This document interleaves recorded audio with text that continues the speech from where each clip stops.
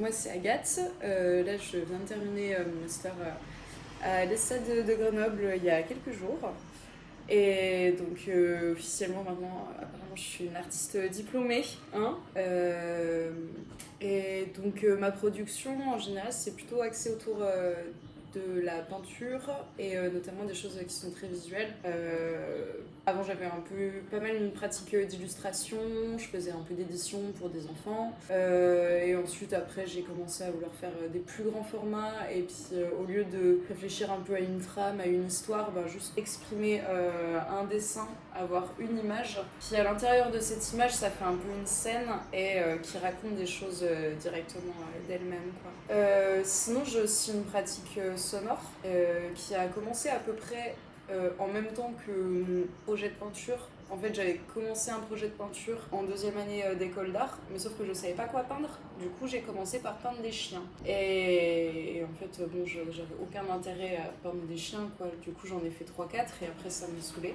Et ensuite, j'ai voulu commencer à faire de la peinture qui était avec des sujets qui étaient un peu imaginaires, ouais, voire même complètement imaginaires, mais en utilisant en fait la non-patte que j'avais, c'est-à-dire qui était de faire un espèce de réalisme, et du coup utiliser cette technique-là pour faire des trucs qui n'existent pas. Donc en fait c'est du surréalisme. Et ouais, j'ai commencé à faire ce projet-là quand je suis rentrée en quatrième année. Et ensuite, c'est quand je suis partie pendant 6 mois à Venise, où là, je sais pas, le fait d'être loin de tout le monde, d'être toute seule, de rien comprendre parce que je parlais pas un mot d'italien, et j'ai commencé, je me suis dit, vas-y, je vais commencer, enfin ouais, je vais peindre. Et ouais, du coup, j'ai commencé à faire du son en même temps que j'ai commencé à faire le nouveau projet de peinture.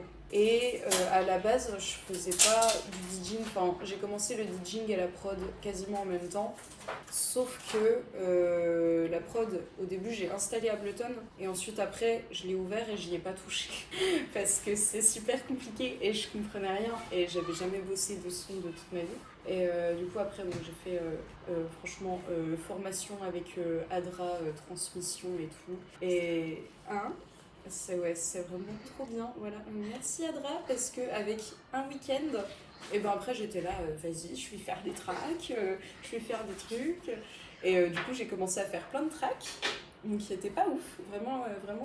Mais du coup maintenant, ça fait depuis un peu plus longtemps quand même que je tâte, j'ai aussi énormément d'amis en fait, ils sont dans le milieu du son, et du coup à chaque fois que je travaille avec eux, et ils sont là, ah vas-y, je te fais écouter ma dernière track, machin, et du coup on se met à parler d'Ableton, et puis ils me montrent plein de trucs, et après je suis là, ah, et puis comment tu fais ça, et puis ça, et puis ça, et du coup c'est très très pratique, c'est très très pratique. Et là maintenant j'ai un projet d'EP, mais que je n'ai pas trop continué parce que en fait, ça prenait beaucoup de temps. Et là, avec le diplôme, le rush, machin, je me suis rendu compte que à la base, je voulais avoir 4 tracks. En fait, j'en ai 2 et demi. Et j'ai complètement stoppé parce que je savais pas combien de temps ça allait me prendre de terminer la 3e et éventuellement d'en faire une 4e. Ça pouvait autant me prendre un mois si j'étais genre super chaud et que je bossais peu dessus, et ou sinon ça pouvait me prendre 4 mois si jamais j'y arrivais pas et que j'étais perdue, et puis que voilà. Comme n'importe quel truc artistique en fait, pour mes toiles c'est exactement pareil, ça peut autant me prendre un mois si je suis archi chaud, comme 4 si c'est la merde et que j'ai d'autres trucs à faire. Ça sort pas, quoi. Et ouais. Bah, quand ça sort pas, ça sort pas. Et du coup, mon projet de prod et puis mon projet de peinture, ils sont hyper liés. Parce qu'en fait, j'ai l'impression que c'est un peu le même univers, genre bizarre. Et il y a vraiment un truc où les images que je mets dans mes toiles, j'ai un peu l'impression qu'elles sont...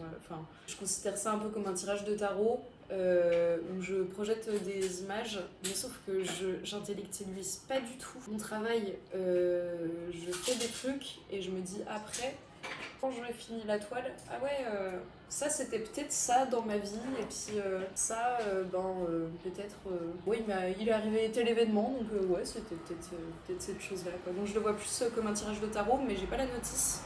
Et du coup, je comprends après ou je comprends pas. Mais c'est ok. Enfin, en tout cas, sur le moment, ça me fait ressentir des choses et je pense que c'est un peu tout ce qui se passe qui me fait produire ça. Ok.